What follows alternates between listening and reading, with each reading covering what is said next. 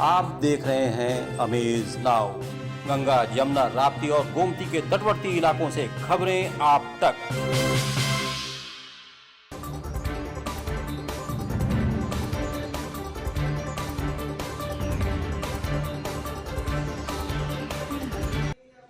अच्छा, एक और बड़ी इंटरेस्टिंग चीज है। एक कंपनी है अल्फा डिफेंस, जो डिफेंस इलेक्ट्रॉनिक्स का काम करती है, एवियोनिक्स का काम करती है और बहुत स्ट्रेटेजिक कंपनी है। वो भी अदानी जी के हवाले कर दी गई। अदानी जी ने एक्वायर कर लिया। तो आपने देखा कि एयरपोर्ट्स का बिजनेस 30% मार्केट शेयर, हिंदुस्तान और इजराइल का जो वेपन्स का बिजनेस है 90% उठा के ले गए। एक विजिट फॉरेन पॉलिसी, ये है फॉरेन पॉलिसी। चलिए, अब मैंने आपको इजराइल की बात बताई, ऑस्ट्रेलिया चलते हैं। कोयला, ऑस्ट्रेलिया चलिए। ऑस्ट्रेलिया में अदानी जी जाके नहीं क्यों? आप तो डिबेट करना चाहते थे, आप ही तो डिबेट करना चाहते थे। आपने बोला था कोई भी विषय पे डिबेट हो तो हो गया अब डिबेट। अब क्यों डर रहे हो डिबेट से? अब क्यों डर रहे हो डिबेट से? क्यों डर रहे हो? जब हमने जेपीसी की मांग की, आपने बोला सदन में उठाओ। अब क्यों डर रहे हो? अब क्यों डर रहे हो? अब क्यों डर रहे हो? आप चर्चा से क्यों डर रहे हो? चर्चा से डर रहे हो आप?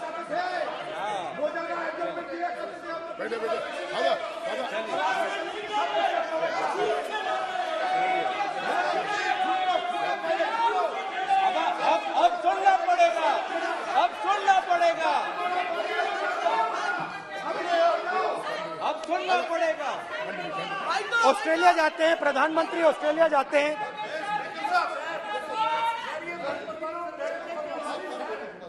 प्रधानमंत्री ऑस्ट्रेलिया जाते हैं।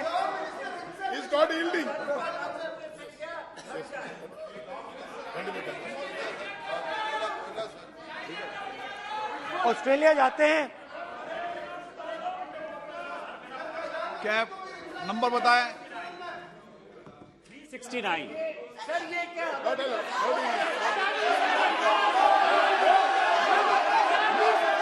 369 सर, ये कहता है सर, एक पेपर और document to be laid on the table shall be duly authenticated by the member presenting. देखिए पूरा सरकार इन्होंने सर, मैं इनको चैलेंज करता हूं कि जीएमआर और जीबीके उसको कब एयरपोर्ट का जो है संचालन का अधिकार था और कौन सा रूल है वो कोट करे सर।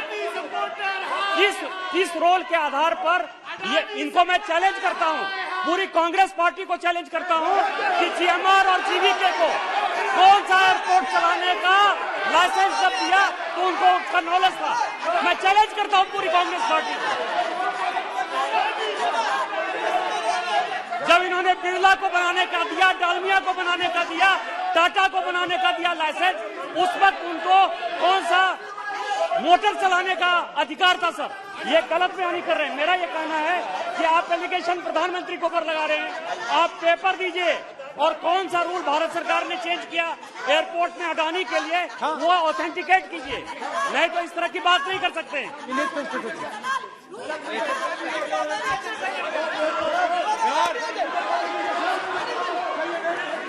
करना पड़ेगा, ऑथेंटिकेट करना पड़ेगा। राहुल गांधी जी, आपको ऑथेंटिकेट करना पड़ेगा। आप ऐसा नहीं बोल सकते हवा में, आप हवा में बोल रहे हो और प्रधानमंत्री जी पे आरोप लगा रहे हो। आपको ऑथेंटिकेट करना ही पड़ेगा। आप ऐसे ही बोल रहे हो कि जीएमआर का, जीवीके का समय रूल था, कहा था रूल?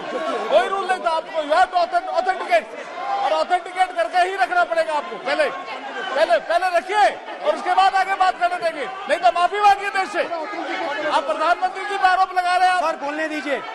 अनाप शनाप आरोप लगा रहे हैं, बिना किसी डॉक्यूमेंट के आरोप लगा रहे हैं प्रधानमंत्री जी पे। रूल 353 सर, रूल 353 किया है sir, no allegation of defamatory और incriminatory nature shall be made unless you have given notice.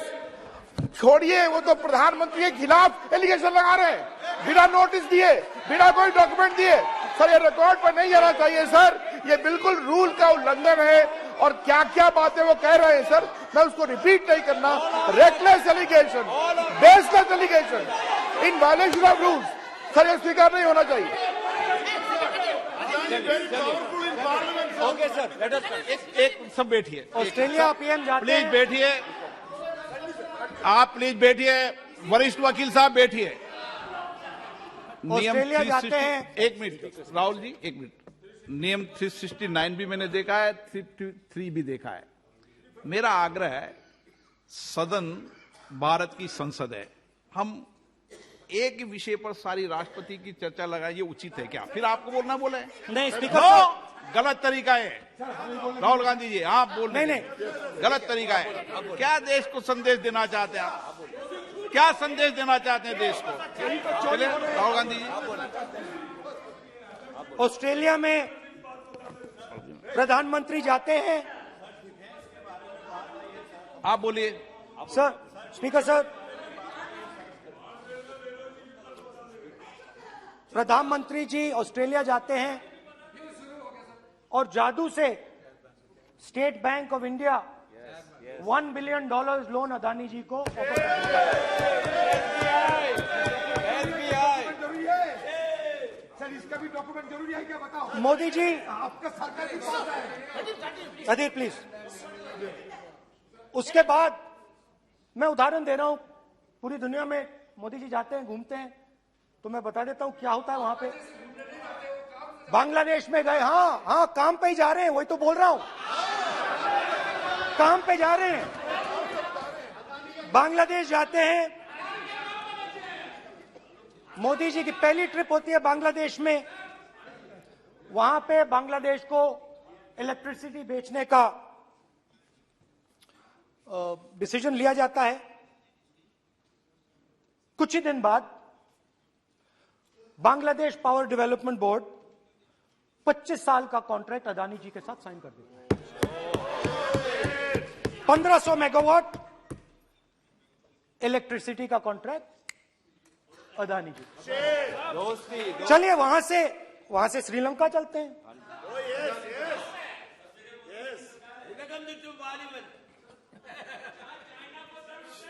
जून 2022 में Chairman of Sri Lanka's Ceylon Electricity Board, MMC Fernando, informed a parliamentary committee in Sri Lanka in open hearing that he was told by President Rajapaksa that PM Modi pressured him to give the wind power project directly to Mr. Adani.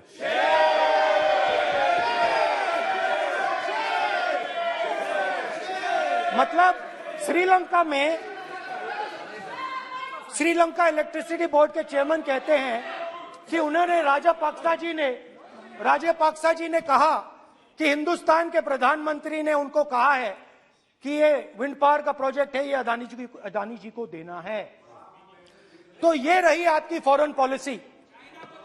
ये हिंदुस्तान की foreign policy नहीं है, ये अदानी जी की foreign policy है, उनके businesses बनाने की फॉरेन पॉलिसी है। अब यात्रा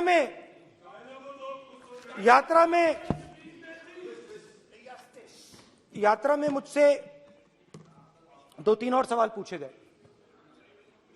यात्रा में लोगों ने मुझसे पूछा, राहुल जी ये जो LIC कंपनी है इसका पैसा अदानी जी की मदद करने के लिए क्यों डाला जा रहा है?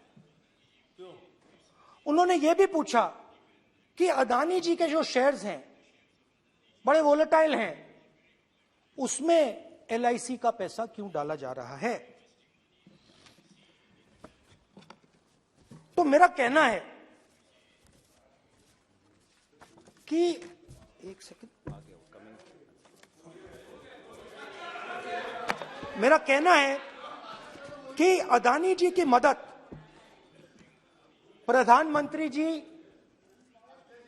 और हिंदुस्तान की सरकार कैसे करती है?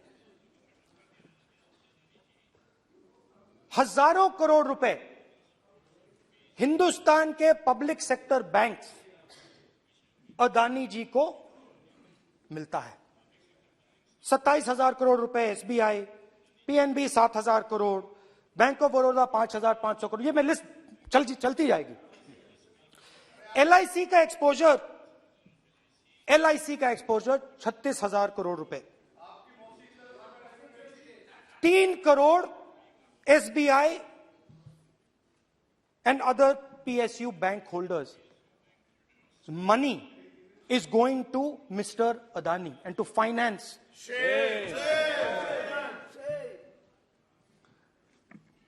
Now, of course, there is another question.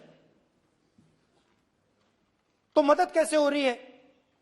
Hindustan के पब्लिक सेक्टर बैंक्स का पैसा, एलआईसी का पैसा नरेंद्र मोदी जी, अदानी जी को दिया जा रहा है। अगर कोई सामने खड़ा हो जाता है, जैसे जीवी के लोग खड़े हुए, ईडी, सीबीआई एजेंसीज आ जाती हैं, उनको परे कर देती हैं। तेलंगाना में भी एक पोर्ट का उदाहरण था, आंध्रा, सॉरी। मगर मेन सवाल और सबसे इंटरेस्टिंग सवाल दूसरा है। कुछ दिन पहले ये हिंडनबर्ग रिपोर्ट आई, उसमें लिखा था कि अदानी जी की हिंदुस्तान के बाहर शेल कंपनीज हैं। ये जो शेल कंपनीज हैं, सबसे पहला सवाल है, ये हैं किसकी? ये किसकी है मॉरिशस में जो शेल कंपनीज हैं? और ये जो हजारों करोड़ रुपया ये शेल कंपनीज हिंदुस्तान में भेज रही हैं, ये किसका पैसा है? और क्या ये काम अदानी जी फ्री में कर रहे हैं? अब मैं ये सवाल क्यों पूछ रहा हूं? क्योंकि अदानी जी स्ट्रेटेजिक बिजनेसेस में काम करते हैं। अदानी जी हिंदुस्तान के पोर्ट्स को डोमिनेट करते हैं। अदानी जी हिंदुस्तान के एयरपोर्ट्स को डोमिनेट करते हैं। और जैसे मैंने कहा, अदानी जी हिंदुस्तान की डिफेंस इंडस्ट्री में बहुत जरूरी रोल प्ले करते हैं। तो मेरा पहला एक छोटा सा सवाल है कि जो शेल कंपनीज हैं, इनके बारे में हिंदुस्तान की सरकार ने कोई सवाल नहीं उठाया कि ये कौन लोग हैं, ये किनकी कंपनीज हैं? ये स्ट्रेटेजिक मामला है, पोर्ट्स का मामला है, एयरपोर्ट्स का मामला है, डिफेंस का मामला है, और जो कंपनी इन स्ट्रेटेजिक एरियाज में काम कर रही है उनके बारे में आपको मालूम ही नहीं। ये नेशनल सिक्योरिटी का मुद्दा है, आपको मालूम ही नहीं कि ये शेल कंपनीज किसकी हैं, कितना पैसा आ रहा है, किसका पैसा आ रहा है। तो एक बहुत बड़ा सवाल है, ये पैसा किसका है, ये शेल कंपनीज किसकी हैं, और ये हिंदुस्तान की सरकार की जिम्मेदारी है ये पता लगाना ये किसकी शेल कंपनीज हैं और ये किसका पैसा अंदर आ रहा है। JPC, we want JPC.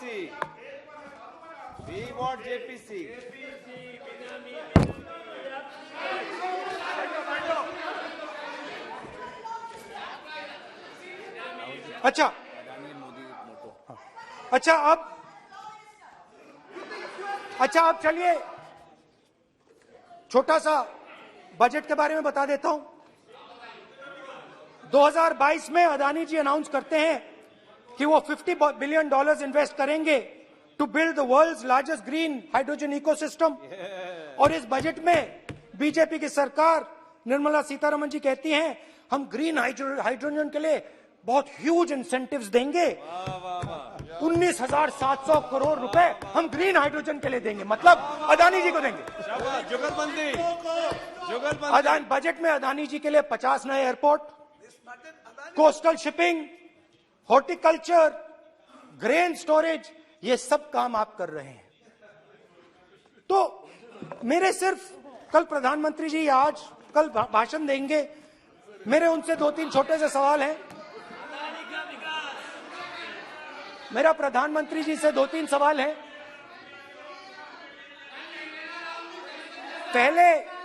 पहले अदानी जी के हवाई जहाज में मोदी जी जाते थे, अब मोदी जी के हवाई जहाज में अदानी जी जाते हैं।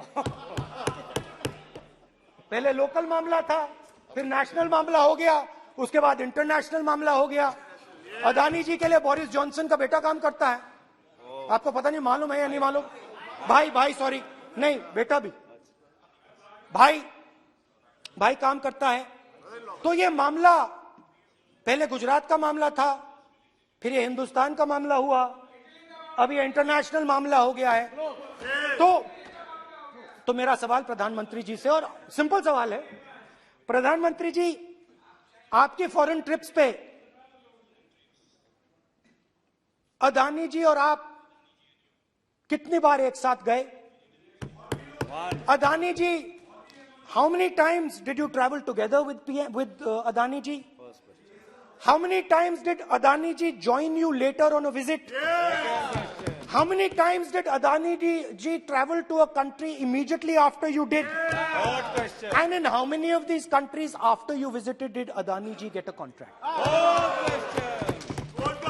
Also an important question, जरूरी सवाल, अदानी जी ने बीजेपी को पिछले 20 साल में कितने पैसे दिए हैं?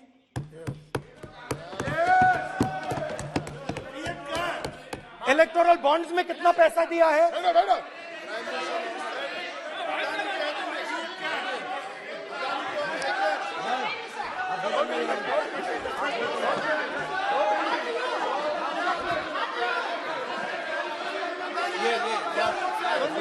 And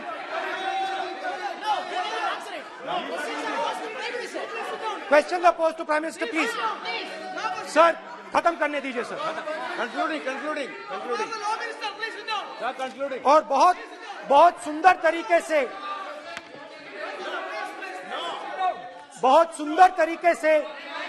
वो और मैं सिर्फ इतना कहना चाहता हूं, राहुल जी अभी आप सीनियर एमपी हो गए हैं, आप एक सीनियर एमपी हो चुके हैं। हम लोग एक्सपेक्ट करते हैं कि इस सदन का सदस्य होने के नाते जो भी बातें आप करेंगे गंभीरता से आप बात करेंगे। बाहर आप जो भी भाषण देते हैं हम लोग उसको रोक नहीं सकते हैं। इस सदन के अंदर में जो भी बात कही जाती है पूरा गंभीरता के साथ, प्रमाण के साथ कहे जाना चाहिए, ये परंपरा है। और राहुल जी ने कहा कि प्रधानमंत्री विदेश घूमने जाते हैं।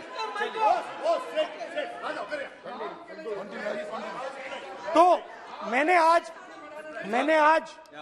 वो जो युवाओं ने मुझसे सवाल पूछा था कि अदानी जी की इतनी बिजनेस एक्यूमेंट कहां से आई, इतने अलग अलग सेक्टर्स में अदानी जी ने कैसे सक्सेस प्राप्त की, अदानी जी के बारे में पूरी दुनिया को स्टडी करनी चाहिए, हार्वर्ड यूनिवर्सिटी को स्टडी करनी चाहिए कि पॉलिटिक्स के बीच में और बिजनेस के बीच में कैसा रिश्ता होता है।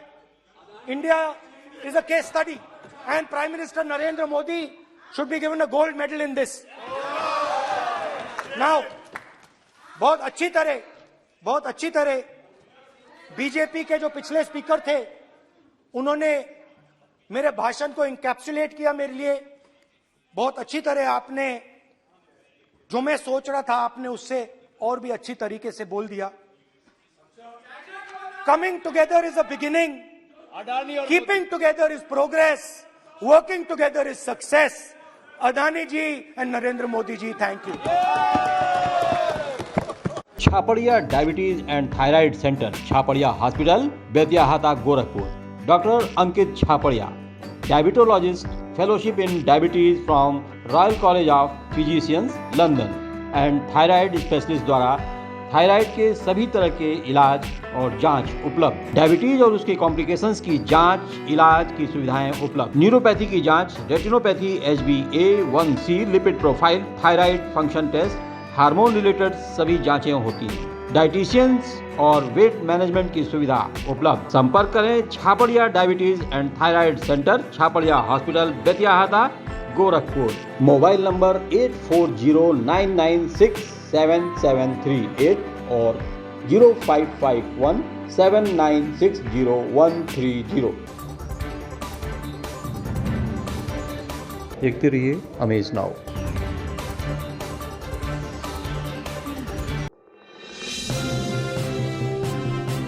आप देख रहे हैं अमेज नाउ। गंगा, जमुना, राप्ती और गोमती के तटवर्ती इलाकों से खबरें आप तक।